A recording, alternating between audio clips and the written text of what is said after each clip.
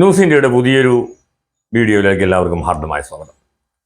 അങ്ങനെ ഒരു പുതിയ DGP കൂടി കേരള പോലീസിന് തലപ്പത്ത് വന്നിരിക്കുകയാണ്. റവദ ചന്ദ്രശേഖർ.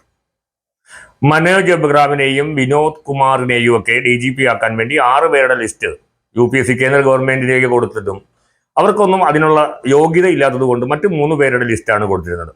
അതായത് 2 പേർക്ക് DGP പദവി ഉണ്ടായിരുന്നില്ല, മാത്രമല്ല 30 വർഷം അവർ സർവീസ് തുടർന്നിരുന്നില്ല. അങ്ങനെ വരുന്ന സമയത്ത് മനസ്സോടുകൂടി റവദ ചന്ദ്രശേഖർ എന്ന് പറയുന്ന ഒരു IPS കാരൻ, അതായത് ആന്ധ്രാപ്രദേശിലെ വെസ്റ്റ് ഗോദാവരി ജില്ലയിലെ ഒരു കർഷക കുടുംബത്തിൽ ജനിച്ച് IPS കാരനായിട്ട് മാറിയ, കഴിഞ്ഞ 17 വർഷമായിട്ട് കേരള പോലീസിൽ ഇല്ലാതിരുന്ന, കേന്ദ്ര സർവീസിൽ അദ്ദേഹം IB-യുടെ അഡീഷണൽ ഡയറക്ടറായിട്ട്, അസിസ്റ്റന്റ് ഡയറക്ടറായിട്ട് വർക്ക് ചെയ്തുകൊണ്ടിരുന്ന ഒരു പോലീസ് ഓഫീസറെ നിർബന്ധിതമായിട്ട് അദ്ദേഹം DGP സ്ഥാനത്തേക്ക് വരാനായിട്ടുള്ള ഒരു കാരണമുണ്ടായി. ഇനി അദ്ദേഹം DGP ആയിട്ട് വന്നതുകൊണ്ടുണ്ടായിരുന്ന ഏറ്റവും വലിയ ബുദ്ധിമുട്ട് സഖാക്കളുടെ ഇടയിലാണ്. കാരണം ഇദ്ദേഹത്തെ അങ്ങോട്ടൊന്ന് വെളുപ്പിച്ചെടുക്കണം. ആ വെളുപ്പിച്ചെടുക്കാൻ വേണ്ടിയിട്ടുള്ള പ്രയത്നത്തിലാണ് പാർട്ടി സെക്രട്ടറിയും സഖാക്കളും. ഇനി എന്തിനാണ് ഇദ്ദേഹത്തെ വെളുപ്പിക്കുന്നത്? ഇവർ തന്നെ പൂശിയ കറ അദ്ദേഹത്തിന്റെ മേത്തുനിന്ന് ഇവർ തന്നെ കഴുകിക്കളയേണ്ട ഒരു അവസ്ഥയിലാണ്. ഇനി അതിലേക്ക് നയിച്ചൊരു കാരണമുണ്ട്. എന്താണെന്നറിയോ?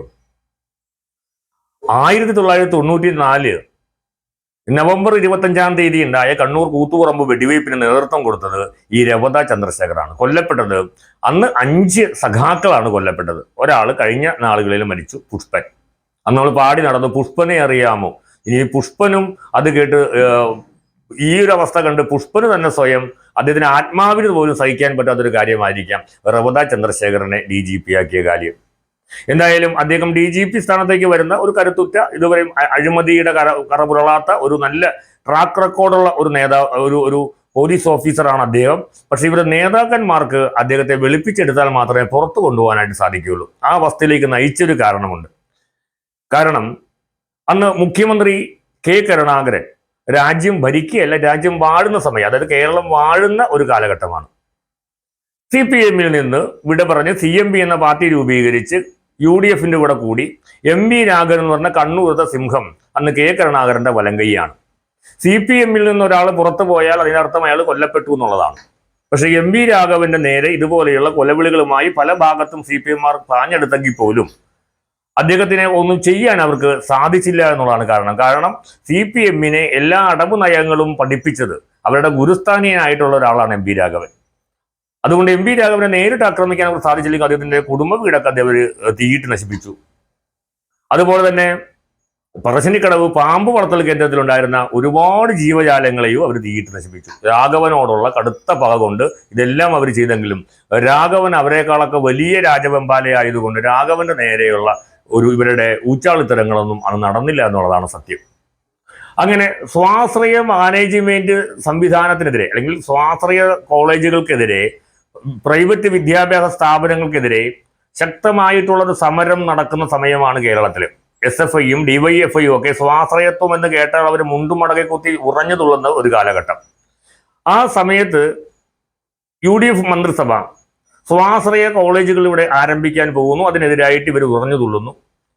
അങ്ങനെ നടക്കുന്ന സമയത്താണ് 1994 നവംബർ മാസം 24-ാം തീയതിയാണ് അന്ന് റവദ ചന്ദ്രശേഖർ കണ്ണൂർ ACP ആയിട്ട് അദ്ദേഹത്തിന് ആദ്യ പോസ്റ്റിംഗ് കിട്ടുന്നത്. പിറ്റേ ദിവസമാണ് ഈ സംഭവത്തിന് തുടക്കമായിട്ടുള്ള കൂത്തുപറമ്പ് വെടിവയ്പ്പ്. അന്ന് അവിടുത്തെ ഒരു സായാഹ്ന ശാഖ ഉദ്ഘാടനം ചെയ്യാനായിട്ട് MV രാഘവൻ വരുന്നു. DYFI-ക്കാർ അദ്ദേഹത്തെ വകവരുത്താനായിട്ട് കരിങ്കൊടിയുടെ മറവിൽ ആയുധങ്ങളുമായിട്ട് അവിടെ തടിച്ചുകൂടുന്നു. ഈ വിവരം ഇന്റലിജൻസ് ബ്യൂറോ MV രാഘവനെ അറിയിക്കുന്നു.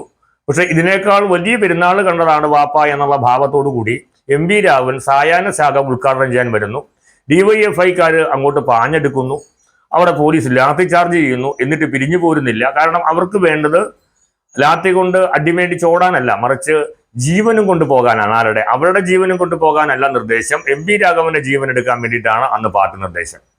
അങ്ങനെ MV രാഘവൻ കൊല്ലപ്പെടും എന്നുള്ളൊരു അവസ്ഥ വന്നപ്പോൾ റവദ ചന്ദ്രശേഖർ അന്ന് വെടിവെക്കാനായിട്ട് ഉത്തരവിടുന്നു. ആ സമയത്ത് പോലീസ് വെടിവെക്കുന്നു. 5 പേര് അതേ സ്ഥലത്ത് തന്നെ വെച്ച് മരിക്കുന്നു. പുഷ്പൻ വെടിയേറ്റ് ദീർഘനാള് കിടന്ന കിടപ്പിൽ കിടന്നിട്ട് അദ്ദേഹം പാർട്ടിയുടെ ഈ പറയുന്ന ചതികളൊക്കെ നേരിട്ട് കാണാനുള്ള ഒരു ഭാഗ്യം ഈ പുഷ്പന് കിട്ടി. ബാക്കിയുള്ളവരൊന്നും അറിഞ്ഞില്ല. ഞങ്ങളുടെ പരീക്ഷണം അല്ലെങ്കിൽ ഞങ്ങളുടെ സമരം വിജയകരമായിരുന്നു എന്നാണ് അവരെല്ലാം വിചാരിച്ചത്. പക്ഷേ പുഷ്പന് മാത്രം മനസ്സിലായി ചതി എന്താണെന്ന് അറിയിക്കാൻ ദൈവം കൊടുത്ത ഒരു ആയുസ് നീട്ടിക്കൊടുത്തതാണ് സഖാവ് പുഷ്പന്റെ. കാരണം സഖാവ് പുഷ്പൻ പാർട്ടിയുടെ സകല വിധത്തിലുള്ള ചതികളും ചതിക്കുഴികളും കണ്ടതിന് ശേഷമാണ് അദ്ദേഹം ഈ ലോകത്തോട് വിട പറഞ്ഞു പോയത്. അങ്ങനെ ഇദ്ദേഹത്തെ, അതായത് രവതാ ചന്ദ്രശേഖരനെ സമാധാനപരമായി ജീവിക്കാൻ അനുവദിക്കില്ല എന്ന ഉറച്ച പ്രഖ്യാപനവുമായിട്ട് CPM-ഉം LDF-ഉം അങ്ങനെ മുന്നോട്ട് പോകുന്നു. അദ്ദേഹത്തിന്റെ പേരിൽ കൊലപാതക കുറ്റത്തിന് കേസെടുക്കണമെന്ന് ആവശ്യപ്പെട്ടുകൊണ്ട് ഹൈക്കോടതിയിൽ കേസ് പോകുന്നു. 2012 വരെ രവതാ ചന്ദ്രശേഖരനെതിരായിട്ടുള്ള കേസ് നിലനിൽക്കുന്നു. പക്ഷേ ആ ഒരു വെടിവയ്പ് ആ സമയത്ത് അനുപേക്ഷണീയമായിരുന്നു എന്നുള്ള കോടതിയുടെ നിരീക്ഷണത്തിന്റെ ഫലമായിട്ട് അദ്ദേഹം കോടതി കുറ്റവിമുക്തനാക്കുന്നു. അങ്ങനെ അദ്ദേഹം 17 വർഷം, നീണ്ട 17 വർഷക്കാലം IB-യിൽ കേന്ദ്ര ഡെപ്യൂട്ടേഷനിൽ അദ്ദേഹം ജോലി ചെയ്യുകയുണ്ടായത്. ഇനിയാണ് രസം.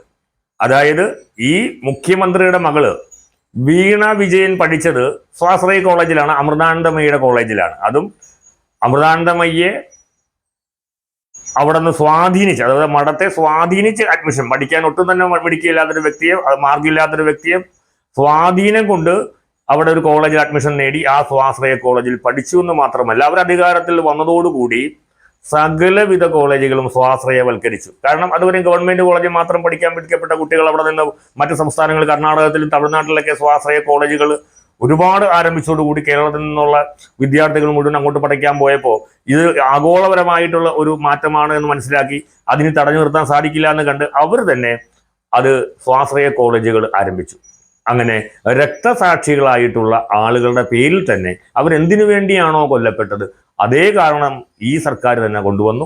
പുഷ്പൻ ഇതെല്ലാം കിടന്ന കിടപ്പിൽ നിശബ്ദനായി കണ്ട് സഹിക്കേണ്ടതായിട്ടുള്ള അവസ്ഥ വന്നു.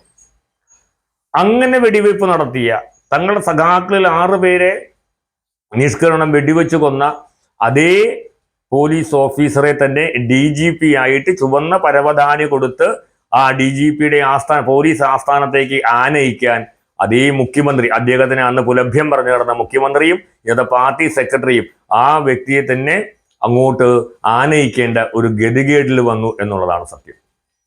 ഇനി പാർട്ടി സെക്രട്ടറി പറയുന്നൊരു വാക്കുണ്ട്, അദ്ദേഹത്തെ കോടതി കുറ്റവിമുക്തനാക്കിയതല്ലേ എന്ന്. കോടതി കുറ്റവിമുക്തനാക്കിയ പലരെയും വേട്ടയാടുന്ന ഒരു സ്വഭാവമുള്ള പാർട്ടിയാണ് ഇപ്പോൾ അദ്ദേഹത്തിന് വെള്ളപൂശുന്നത്. ഇനി ഇദ്ദേഹത്തിനെ വെള്ളപൂശിക്കൊണ്ട് വരുമ്പോഴും സഖാക്കന്മാർക്ക് ഇന്നും നേരം വെളുത്തിട്ടില്ല എന്നുള്ളതാണ് സത്യം. ഇന്നും ഈ പാർട്ടിക്കു വേണ്ടി ഇതുപോലെ വെടികൊണ്ട് ചാകാൻ വേണ്ടി ആയിരക്കണക്കിന് പ്രവർത്തകർ നിൽക്കും. അവർ വെടിയേറ്റ് മരിക്കും. അവരെ തന്നെ അതേ ഉദ്യോഗസ്ഥന്മാരെ കൊണ്ട് തന്നെ ഇവരുടെ ശവമെടുപ്പിക്കും. ഇവർക്ക് അന്ത്യോഷ്ടികർമ്മം പാർട്ടി തന്നെ നടത്തി അവർ മഹത്തരായിട്ടുള്ള രക്തസാക്ഷികളായി പ്രഖ്യാപിച്ച് രക്തസാക്ഷികളുടെ മുകളിലൂടെ അവർ ചവിട്ടിക്കേറും. എന്നിട്ടും പാർട്ടി അണികൾക്ക് നേരം വെളുക്കാൻ പോണില്ല. എന്തിനൊക്കെ വേണ്ടിയിട്ടാണോ ഇവർ സമരം ചെയ്തിട്ടുള്ളത് അതെല്ലാം ഇവർ തന്നെ കൊണ്ടുവരും.